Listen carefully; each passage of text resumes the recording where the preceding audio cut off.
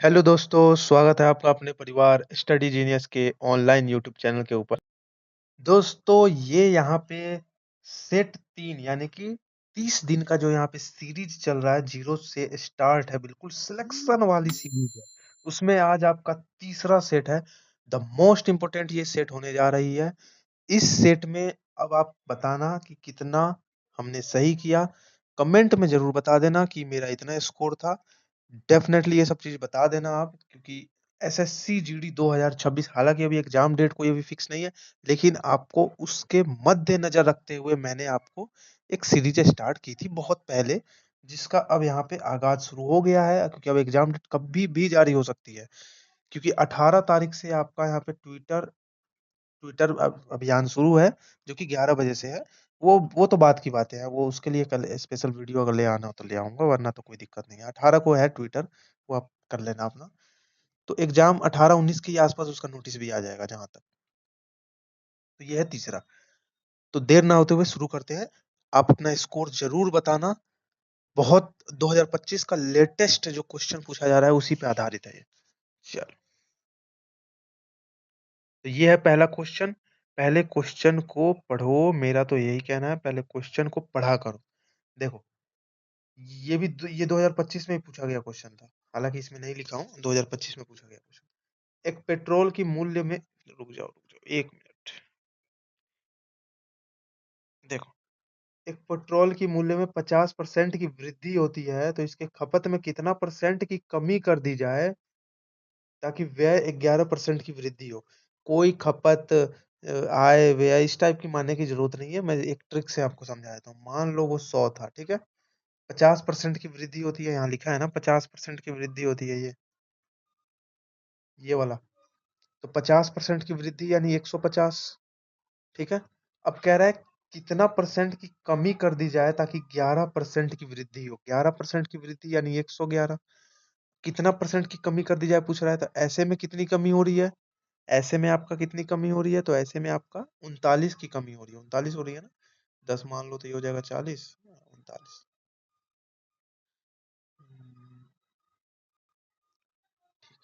ऐसे तो 39 की कमी हो रही है, किससे हो रही है? तो 50 से हो रही है। और गुने में 100, 50 दो बार में, और 39 दूना कितना होता है? तो 39 दूना होता है आपका 78। और ये 78 ही होता है ना। 78% पर ऑप्शन में तो ऐसा कुछ दिया नहीं है, कुछ गड़बड़ हो रहा है क्या? 50% की वृद्धि होती है, ठीक है, 50 की वृद्धि होती है, यहाँ पे है। फिर 111 की वृद्धि यानी ये इतनी ज्यादा, इतनी ज्यादा, इससे 39 दूना ठीक तो है यार। 78% ऑप्शन में नहीं है, इसको आप 78 कर लो। 78%, बाकी ऑप्शन में ही नहीं है। 78% इसका राइट आंसर हो जाएगा। तो ऐसे आप बना लेना, धुआं धुआं उड़ा देना क्वेश्चन का, ठीक है। दूसरा क्वेश्चन, एक व्यापारी मूल्य में 20% अधिक अंकित करता है तथा 20% की छूट देता है, तो लाभ या हानि परसेंट ज्ञात करें। इसको आप दो तरीके से बना सकते हो। पहले तो मैं मेथड 1 जो कि बेसिक मेथड है वो आपको बता देता हूँ, जो कि 100 मान के होती है। मान लो देखो, क्रय मूल्य से 20% अधिक अंकित करता है। मान लो 100 इसका क्रय मूल्य है, तो 20% अधिक यानी कि क्रय से 20% अधिक अंकित करता है, यानी इससे 20% अधिक अंकित करेगा तो यानी 120, ठीक है। और कह रहा है अंकित मूल्य करता है 20% की छूट देता है, तो छूट किस पे देते हैं? अब ये क्वेश्चन आपको बताना है इसके आंसर। क्या छूट सीपी पे देते हैं या छूट एमपी पे देते हैं? बस इतना बता दो, छूट किस पे देते हैं? तो छूट आपका कभी भी डिस्काउंट जो है वो आपका एमपी पे दिया जाता है, ठीक है। तो देखो, तो एमपी पे अगर छूट दिया जाएगा तो छूट अगर जैसे ही निकल जाता है तो वो एसपी हो जाता है, ठीक है, यानी कि सेलिंग प्राइस हो जाता है, विक्रय मूल्य हो जाता है। तो 120 का 20% छूट दिया जाता है, तो 120 का, ये एमपी पे दिया जा रहा है ना, तो 120 का 20% छूट यानी कि 100 में 20 कम यानी 80। इसका निकाल लेंगे तो कितना हो जाएगा? बराबर 96। इसका मतलब, तानी बीच में किसका व्हाट्सएप कॉलिंग आ जाता है, समझ नहीं। तो ये देखो, ठीक है। तो 20% कमी, तो 2 जीरो से तो ये 2 जीरो काट दिया, बराबर है 96। तो 96 इसका आ रहा है ना, तो इसका मतलब ये जो है 96, ये आपका सेलिंग प्राइस आ गया। अब हमसे क्या कह रहा है? लाभ या हानि परसेंट क्या है? तो जाहिर सी बात है 100 में खरीद रहा है, 96 में बेच रहा है, तो 4% का इसको हानि हो गया। तो 4% हानि, ऑप्शन नंबर बी। ये वाला मेथड है जो कि बहुत ठीक ठाक ही है वैसे। अगर आपको जल्दी सॉल्व करना है तो इस मेथड से आप ना करें तो ही बेटर है। मैं आपको बता देता हूँ इसका दूसरा मेथड क्या है। दूसरा मेथड जो कि सबसे इजी और सबसे आसान लगता है, 10-15 सेकंड का ही है बस, उससे आपका सॉल्व भी हो जाता है। देख लो, देखो मेथड टू। पहले तो आपको कलर चेंज कर लेता हूँ। मेथड टू, और ये वाला द मोस्ट इम्पोर्टेंट मेथड है। उसका नाम है x+y+xy/100%। ये y है। तो देखो x के जगह 20 मान लेना है, y के जगह भी 20 मान लेना है, ठीक है। तो देखो 20% अधिक अंकित, यानी कि 20% अधिक अधिक हो रहा है, तो इसका मतलब +20, ठीक है। अब कह रहा है 20% की छूट यानी डिस्काउंट, -20, ठीक है। अब प्लस माइनस क्या होता है? प्लस माइनस क्या होता है? माइनस होता है, माइनस। और एक्स वाई यानी कि 20 20, 20 × 20, अब बटे में 100। बस सॉल्व हो गया आपका। देखो +20 -20 तो गया। अब 20 20 में गुना करोगे तो हो जाएगा कितना? अब माइनस दिया हुआ है, यानी कि -400 बटे में 100। तो ये यहाँ पे 2 जीरो से 2 जीरो कटा तो -4। -4 किसको दर्शाता है? माइनस किसको दर्शाता है? हानि को। तो 4% की हानि, जो कि ऑलरेडी मैंने लिख रखा है। तो वो किससे बना? इस फॉर्मूले से बना। तो इस फॉर्मूला को याद कर लेना, बहुत ज्यादा इंपॉर्टेंट है। ये फॉर्मूला लगभग आपका SI CI और में भी काम आता है। ये फॉर्मूला अक्सर परसेंटेज में काम आता है। चलिए, प्रमोद ने 154 कुर्सियां बेची और उसे 54 कुर्सियों के विक्रय मूल्य के बराबर लाभ हुआ, तो लाभ परसेंट क्या है? देखो, जब भी ऐसा क्वेश्चन पूछे कि इतना कुर्सियों के बेचने के बाद इतना कुर्सियों के विक्रय चाहे क्रय मूल्य के बराबर लाभ होता है, तो लाभ परसेंट क्या है? तो लाभ परसेंट निकालने के, लाभ बराबर क्या मतलब प्रॉफिट कब होता है? जब एसपी में से सीपी माइनस होता है। जब एसपी में से सीपी माइनस होता है तभी तो प्रॉफिट होता है। जब एसपी में से सीपी माइनस होता है तभी तो प्रॉफिट होता है। तो प्रॉफिट, अब देखो, 154 कुर्सियों के विक्रय नहीं, 54 कुर्सियों के विक्रय मूल्य के बराबर लाभ होता है, तो लाभ यहाँ पे है ना।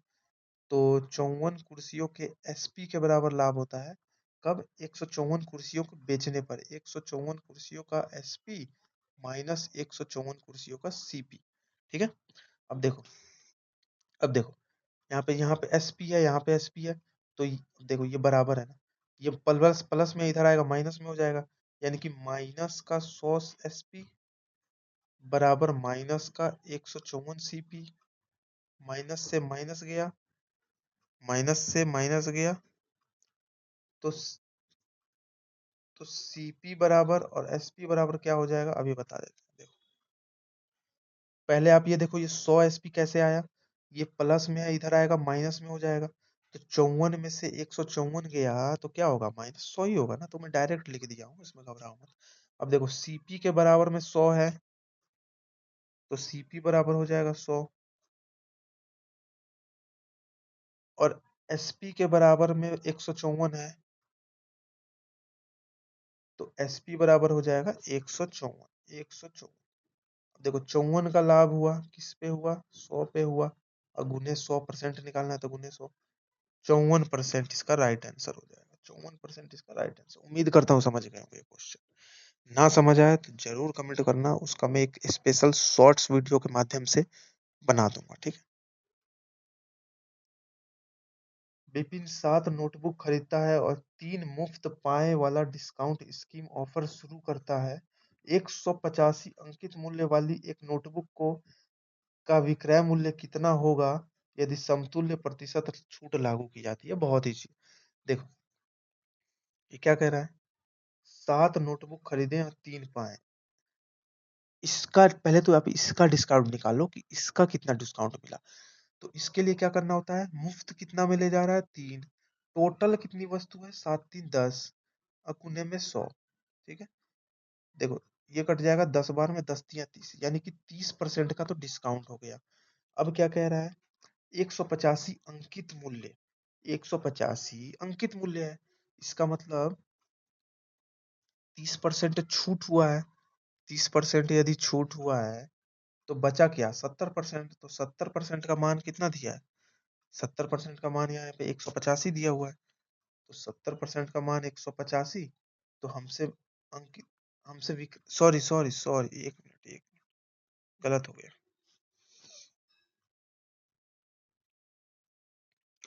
छूट परसेंट है ना,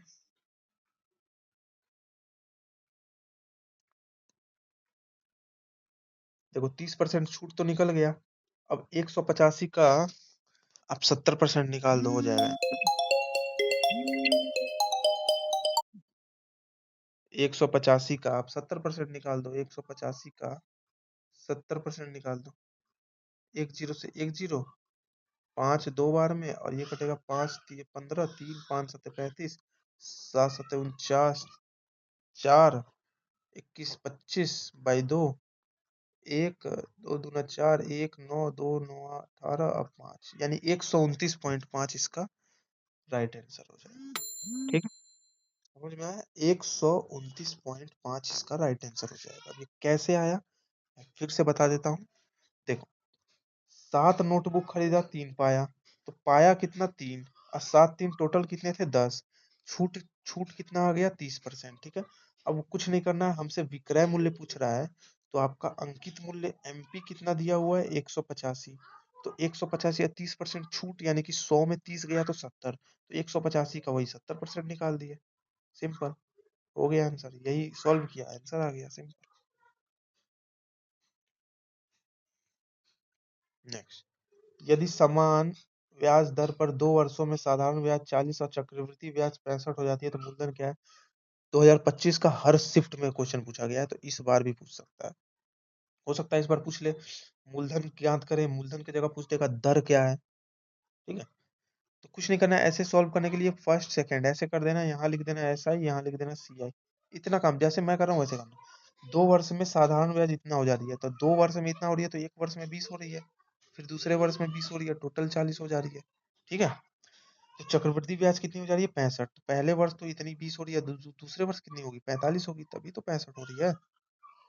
इन दोनों का डिफरेंस हो रहेगा 25, इन दोनों का डिफरेंस कितना आ रहा है 25। ठीक है, इसको याद रखना, ये इंपॉर्टेंट है, बाद में काम आएगी। ठीक है, अब हमको निकालना है रेट। रेट इंटर रेट कितना है, रेट कभी भी सीआई में निकलेगा, एसआई में नहीं निकलेगा। ठीक है, तो बढ़ कितना रहा है 25, किस पे बढ़ रहा है 20 पे, गुने 100। ठीक है, तो ये हो जाएगा आपका 20 पचे 100 और 50 25, यानी 125। 125 का रेट रेट निकल गया। ठीक है, 125 का रेट निकल गया। अब हमसे क्या पूछ रहा है, अब हमसे पूछ रहा है तो उसका पी निकालो, यानी कि प्रिंसिपल निकालो। तो उसके लिए क्या करना होता है, वही वाला फॉर्मूला, डी बराबर क्या होता है पी आर स्क्वायर बटा में 100 का होल स्क्वायर। तो डी यानी डिफरेंस कितना था, डिफरेंस अभी मैंने बताया था ना, ये 25, तो डिफरेंस है कितना 25। अब बराबर पी निकालना है, आर कितना है 125, फिर 125 दो बार, यहाँ पे भी 100 दो बार, 25 पच्चे 125, 25 चौको 100, 25 चौको 100, 25 पच्चे 125, 50 25 बार में कट गया, 4 चौको 16। इसका मतलब पी बराबर आ गया आपका 16। उम्मीद करता हूँ ये चीज समझ गए होंगे। ना आए फिर से आप देख सकते हो, और अगर किसी भी क्वेश्चन में डाउट है तो उसको कमेंट कर देना, मैं उसका एक स्पेशल शॉर्ट्स वीडियो के माध्यम से बता दूंगा। ठीक है,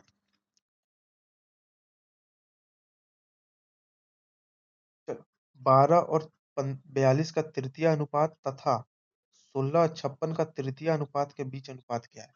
कुछ नहीं करना है, तृतीय अनुपात का फॉर्मूला क्या होता है, बी स्क्वायर बाई ए होता है, फिर बी स्क्वायर बाई ए, क्योंकि दोनों के में अनुपात निकालना है ना। तो बी कितना है 42। ठीक है, तो 42 गुण्य 42, अब बट्टे में ए कितना है 12, फिर अनुपात। उसके बाद क्या है, इसका बी क्या है 56, तो 56 गुण्य 56, अब बटे में ए कितना है, इसका ए है इसका 16 16। ठीक है, बस हो गया क्वेश्चन। अब इसको काटा कुटी कर दो, ये कटेगा 6 बार में, ये कटेगा आपका मतलब 2 छके 12 और 2 21 बार में कट जाएगा। फिर 6 सत्ते 42 और 21 सत्ते कितना होता है, 21 सत्ते आपका होता है 21 सत्ते कितना होता है, एक 21 सत्ते होता है आपका 147, तो 147 तो ये पहला वाला अनुपात आ गया। दूसरा वाला अब निकाल लेते हैं। 8 दूनी 16, ये कट जाएगा 28 बार में। 8 सते 56, तो दूसरा 8 सते 56, 6 5, 8 सते 56, 6 5, 7 14 15 16 17 18 196, यानी 147 196। और ये आपका 3 से कट सकता है, तो ये कटेगा 3 चौको 12, 2 7 3 9 27, अनुपात 196, 3 छक 18, 1 मिनट। कुछ गड़बड़ हो रहा है क्या? कुछ गड़बड़ हो रहा है क्या? अनुपात से मिला लेते हैं। क्या 5 से ही कट रहा है? नहीं, इसका मतलब ये वाला नहीं होगा। 3 से तो कट रहा है। क्या 4 से कट रहा है? यस, ये 4 से कट रहा है। 4 चौक 16, 3 6 4 9 36। यस यस यस यस, ये वाला हो जाएगा ऑप्शन। ठीक है, कैसे किया मैं भी बता रहा हूँ। देखो, ऑप्शन से किया हूँ मैं। देखो क्या है यहाँ, 147 196, 147 और 196 है। तो देखो, ये तो आपका 49 3 बार में कट जाएगा, और ये 49 4 बार में कट जाएगा। 3:4 इसका राइट आंसर हो जाएगा। यही किया था मैंने। ठीक है, अगर आपको कटना मतलब नहीं आ रहा था काटने, तो आप ऐसे भी कर सकते थे। क्या दो 147 कटता है? तो इसका मतलब ये तो ऑप्शन हो नहीं सकता। क्या 5 कटेगा? नहीं, तो ये भी नहीं हो सकता। क्या 4 कटेगा? नहीं, ये भी नहीं हो सकता। जो बच गया आंसर। ए बी की आयु का अनुपात इतना है, उसमें से आयु का अंतर 10 है। अब से 4 वर्ष बाद उनकी आयु की तुलना।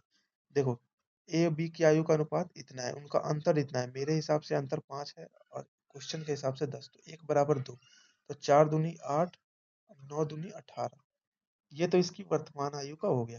और 10, अब से 4 वर्ष बाद उनकी आयु की तुलना क्या होगी? 4 वर्ष बाद ये हो जाएगी 12 वर्ष का, ये 4 वर्ष बाद हो जाएगा 22 वर्ष। तो 12 22। क्या हो रहा है भाई, मेरे से हर बार क्वेश्चन क्यों गलत हो रहा है? 1 मिनट, फिर से करो यार। क्या हो रहा है, किसमें गड़बड़ कर दे रहा हूँ मैं बार बार? चलो, मेरा फेस भी देख लो। ठीक है, मैं कौन हूँ, क्या पढ़ाता हूँ। आपको अगर लग रहा हो कि फेक है, ऐसा कुछ नहीं है, तो मैं आपको अब पढ़ा रहा हूँ। ठीक है, अब यहाँ से आप आपका फेस भी अब आप मुझे देख सकते हो। ठीक है, तो क्या था क्वेश्चन? हाय, जो भी देख रहे हो लाइक जरूर कर देना भाई। मैं रियल था, फेस फेक नहीं था मैं। चलो, वो कहाँ थे हम? ठीक है, मेरा बार बार क्वेश्चन क्यों गलत हो जा रहा है भाई, प्लीज बताओ एक बार। चलो, देखो, ए बी की आयु का अनुपात कितना है? ए और बी, ए बी की आयु का अनुपात कितना है? 4 9। और उनकी आयु का अंतर कितना है? 10। ऐसे अंतर कितना है? 5 का। और ऐसे अंतर कितना है? 10 का। तो एक बराबर क्या हो जाएगा? 2। ठीक है, इतना तो ठीक है। तो इसका मतलब एक बराबर 2, तो ये 4 दूनी 8, यानी कि ये तो हो जाएगा 8, और 9 दूनी हो जाएगा 18। ठीक है, अब कह रहा है 4 वर्ष बाद उनकी आयु की तुलना। 4 वर्ष बाद ये तो हो जाएगा 12 का, ये हो जाएगा 22 का। तो भैया ऑप्शन, मैं कोई कुछ गड़बड़ तो नहीं कर रहा हूँ? गड़बड़ तो नहीं है भाई, 12 22 ही होना चाहिए। यहाँ 12 19 क्यों है? ए बी की आयु का अनुपात इतना है, यदि उनकी आयु का अंतर 10 वर्ष है, तो अब से 4 वर्ष बाद उनकी आयु की तुलना। भैया ये ऑप्शन ही गड़बड़ है यार, पता नहीं क्या हो रहा है। ऑप्शन ही गड़बड़ है। 12, 1 मिनट 1 मिनट 1 मिनट, सही है, ठीक है। Okay okay okay okay okay okay okay okay, ratio ratio समझ गया, समझ गया। अरे गाइस, तुम लोग बता नहीं रहे हो। ये कट जाएगा, 2 छक्के 12, 2 11 बार में, तो 6 11 सही तो है यार। 6 11 अनुपात तो दिया है भाई। ठीक है, बता दिया करो यार। च- एक व्यक्ति 30 किलोमीटर प्रति घंटे की चाल से 60 किलोमीटर, फिर 60 किलोमीटर प्रति घंटे की चाल से 30 किलोमीटर, फिर 90 किलोमीटर प्रति घंटे की चाल से 45 किलोमीटर ड्राइव करता है, तो यात्रा के दौरान औसत चाल क्या हो जाएगा? ठीक है, तो कुछ नहीं करना है। औसत चाल, औसत चाल, इसको मैंने शॉर्ट में लिख देना है। ठीक है, औसत चाल यानी एवरेज स्पीड। एवरेज स्पीड का फॉर्मूला होता है कुल दूरी, कुल, इसको कहीं लिख लो, कुल दूरी बटा में कुल समय। कुल दूरी बटा कुल समय होता है। ठीक है, तो कुल दूरी कितना है? कुल दूरी कितना है? 60 किलोमीटर ये हो गया, 30 किलोमीटर ये हो गया, यानी 60 3 90, और 45 किलोमीटर ये हो गया। तो 9 10 11 12 13, यानी 135। टोटल हो गया आपका 135 किलोमीटर, तो 135 यहाँ लिख दो। कुल समय, मैं इतना बड़ा क्यों लिखा हूँ समझ में आ जाएगा। कुल समय, तो समय तो हमें नहीं दिया है, तो समय हमें निकालना पड़ेगा। तो समय कैसे निकलेगा, अब देखो। समय बराबर क्या होता है, दूरी बटे चाल। इसका मतलब पहला दूरी 60 किलोमीटर चला, कितने के, इतने से। तो दूरी बटे चाल यानी 60 बटे 30 यानी कि 2। ठीक है, यानी 2, यानी पहला समय हो जाएगा 2 प्लस, समझ में आया ना कैसे शॉर्ट में लिख रहा हूँ इसलिए बता रहा हूँ। दूसरा दूरी, दूरी बराबर होता है चाल गुने समय, तो दूसरा दूरी यानी 60 किलोमीटर, 30 के रफ्तार से 60 किलोमीटर यानी 30 बटे 60, ये हो जाएगा 1/2। दूसरा दूरी क्या हो जाएगा 1/2 प्लस तीसरा कुल दूरी बटा चाल, समय बराबर दूरी बटा चाल। दूरी, तीसरा दूरी क्या है 45, चल कितने के रहा है इससे। ठीक है, तो 45 बटे 90, ये भी हो जाएगा 1/2। ठीक है, तो ये भी हो जाएगा 1/2। इसमें इस ये बेचारा खाली हो गया, तो इसमें 1 कर दो। अब इसका एलसीएम क्या हो जाएगा, देखो यहाँ पे मैं छोटा में लिख दे रहा हूँ, 135 बटे में इस नीचे वाले का एलसीएम क्या हो जाएगा, तो इसका एलसीएम हो जाएगा 2। ठीक है, तो 1 दूनी 2, तो 2 दूनी 4 प्लस 2 एकम 2 एकम 2, तो 1 एकम 1 प्लस 2 एकम 2, तो 1 एकम 1। ठीक है, तो यहाँ हो जाएगा 135, अब बटे में 4 5 6 यानी 6, और बटे नीचे फिर बटा में ना लिख के हम डायरेक्ट इसको ऊपर ही लिख देंगे, इसको यहाँ लिख दिया हूँ। ठीक है, ऊपर तो 2 3 6 और ये कटेगा 5, 3 चौको 12, 1 5 3 5 15, यानी 45 किलोमीटर पर आवर इसका औसत चाल हो जाएगा, जो कि ऑप्शन डी में दिया हुआ है। ठीक है, ऑप्शन डी में दिया हुआ है। तो ये क्वेश्चन अगर आपको समझ में आ गया होगा तो प्लीज कर देना भाई। ना समझ में आए तो, ना समझ में आए तो फिर आप इसका मुझे कमेंट कर देना, मैं स्पेशल एक शॉर्ट वीडियो के माध्यम से बता दूंगा। एक व्यक्ति मोटरसाइकिल किसी स्थान तक 60 किलोमीटर प्रति घंटे की चाल से और 30 किलोमीटर प्रति घंटे की औसत चाल से वापस आता है, तो इस औसत चाल क्या हो जाएगा। ये दूसरा टाइप वाला औसत चाल है, वो तो अलग औसत चाल था, उसमें आपका दूरी चाल दिया होता है, तो हमें समय निकाल के करना होता है।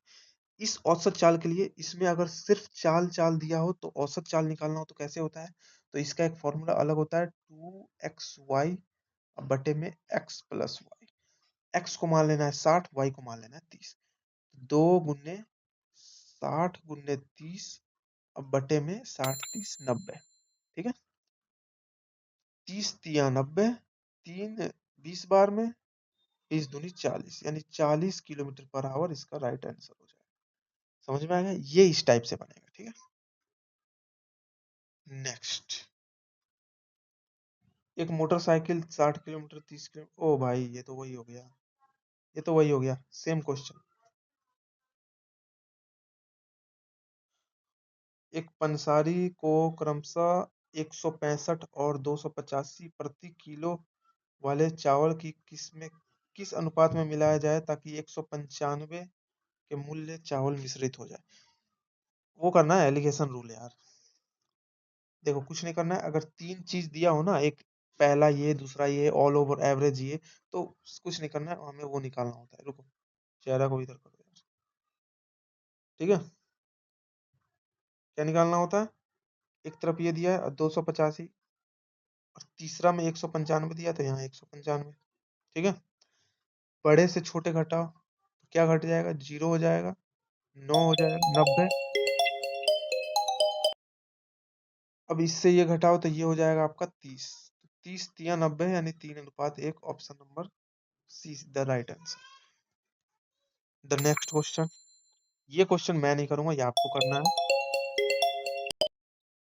दो संख्याएं का गुणनफल ये है, यदि एचसीएफ इतना है तो एलसीएम क्या होगा। इसका फॉर्मूला होता है एलसीएम गुने एचसीएफ बराबर पहली संख्या गुने दूसरी संख्या, जो आए आंसर कमेंट में बताना।